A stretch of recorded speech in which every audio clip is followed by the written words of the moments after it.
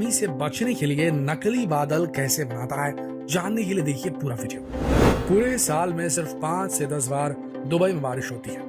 लोग कई बार बूंद बूंद पानी के लिए तरस जाते हैं, लेकिन उसके बाद आज दुबई के ऐसे हालात हैं कि यहाँ पर बाढ़ जैसी स्थिति उत्पन्न हो चुकी है। आखिर कैसे, जानना चाहते हैं तो बने रहिए इस वीडियो के अंत तक। आज आपको इंसान के द्वारा बनाई हुई एक ऐसी टेक्नोलॉजी से रूबरू कराते हैं जो आने वाले समय में भारत के लिए सबसे बड़ा खतरा बन सकती है।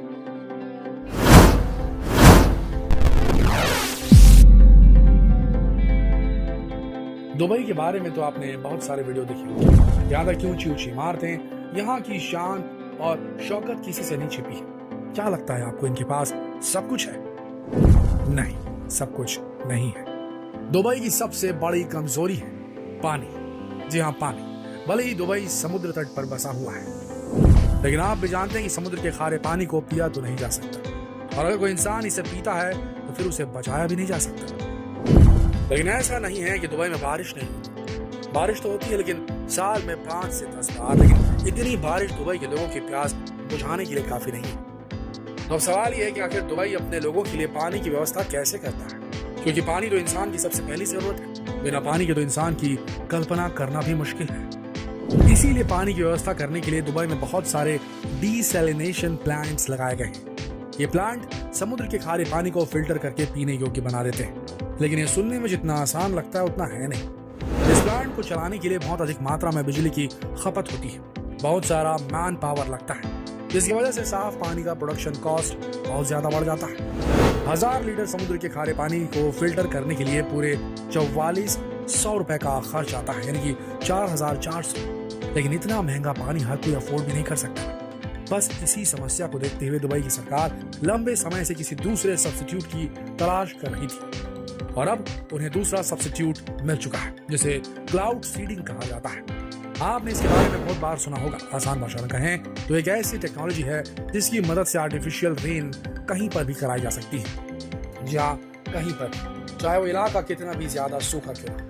इस टेक्नोलॉजी की मदद से आर्टिफिशियल रेन किस तरह से कराई जाती है, इसके बारे में जानने से पहले आप जरा ये समझ लीजिए कि प्राकृतिक रूप से बारिश कैसे होती है। जब हमारी पृथ्वी पर सूर्य की रोशनी पड़ती है तो जमीन का पानी भाप बनकर हवा में उड़ने लगता है। धीरे धीरे यही भाप ऊपर की तरफ उठने लगती है। जैसे जैसे ये ऊपर उठती है, इसका तापमान तेजी से गिरने लगता है। आसमान में पहुंचकर इसका तापमान इतना नीचे पहुंच जाता है कि फिर यही भाप पानी की छोटी छोटी बूंदों में कन्वर्ट हो जाती है, कंडेंस हो जाती है। बस यहीं से बारिश के बादल बनना शुरू होते हैं। वैसे तो पानी की छोटी छोटी बूंदें एक दूसरे से मिलती नहीं, लेकिन जब इन बूंदों से धूल के कण टकराते हैं तब जाकर ये आपस में जुड़ने लगती है, जिसके बाद बारिश का एक बहुत बड़ा बादल तैयार होता है। धीरे धीरे पानी की छोटी छोटी बूंदें आपस में जुड़ती जाती हैं, जिसकी वजह से इन बूंदों का वजन बढ़ जाता है, और ग्रेविटी की वजह से ये वापस धरती पर बरसते रहती है।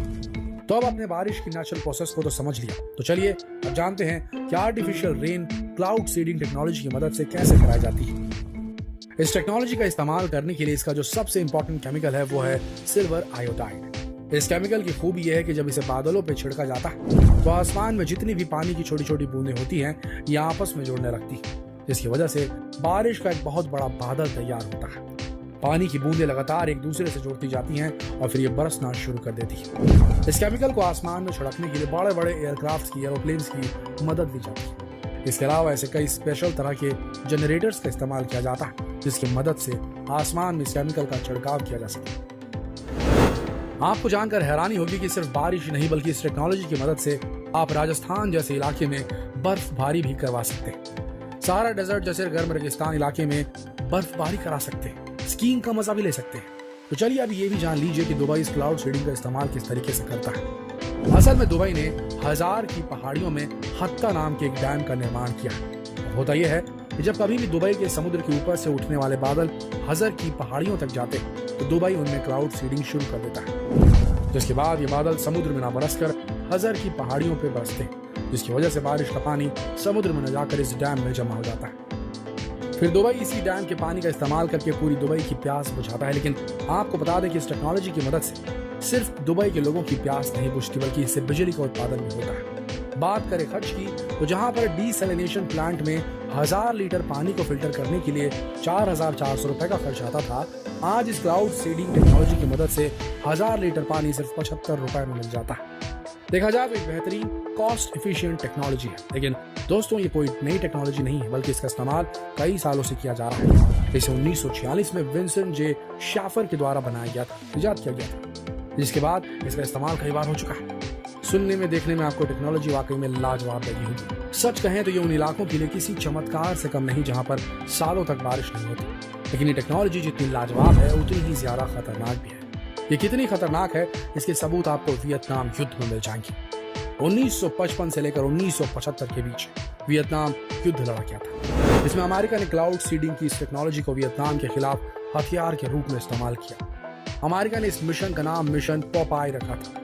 अमेरिका ने क्लाउड सीडिंग की मदद से वियतनाम में इतनी ज्यादा बारिश कराई कि वहां के सारे रास्ते बंद हो गए, जिसकी वजह से वियतनाम के सैनिकों के लिए पहुंचाई जा रही मिलिट्री सप्लाई पूरी तरीके से ठप पड़ गई। हालांकि इसके बाद अमेरिका का यह कहना था कि उन्होंने वियतनाम की सेना को पछाड़ने के लिए इस टेक्नोलॉजी का इस्तेमाल किया था, लेकिन इसके परिणाम बहुत ही ज्यादा खतरनाक साबित हुए थे। इसमें सिर्फ वियतनाम की सेना ही नहीं बल्कि आम लोग भी मारे गए थे। इस वजह से 1976 के वक्त एनवायरमेंटल मॉडिफिकेशन कन्वेंशन लाया गया, जिसे कुल 78 देशों ने साइन किया था। इसमें साफ साफ लिखा था कि अब इस तरह की टेक्नोलॉजी का इस्तेमाल कभी हथियार के रूप में नहीं किया जाएगा। भारत, पाकिस्तान, चीन ऐसे कई देश थे जिन्होंने इस कन्वेंशन पर साइन किया था, लेकिन दोस्तों अब यही टेक्नोलॉजी भारत के लिए बहुत बड़ा खतरा बनने वाली है। खतरा किसी और से नहीं बल्कि चीन से है। भले ही चीन इस टेक्नोलॉजी का इस्तेमाल भारत के खिलाफ नहीं करेगा, लेकिन चीन ने यह दावा किया है कि अब वो एक ऐसी एडवांस एनवायरमेंट मॉडिफिकेशन टेक्नोलॉजी पर काम कर रहा है जिसकी मदद से वो अपने देश के मौसम को जब चाहे जैसे चाहे बदल सकेगा। चीन का कहना है कि वो इस टेक्नोलॉजी को 2022 के अंत तक पूरी तरह से तैयार कर लेगा।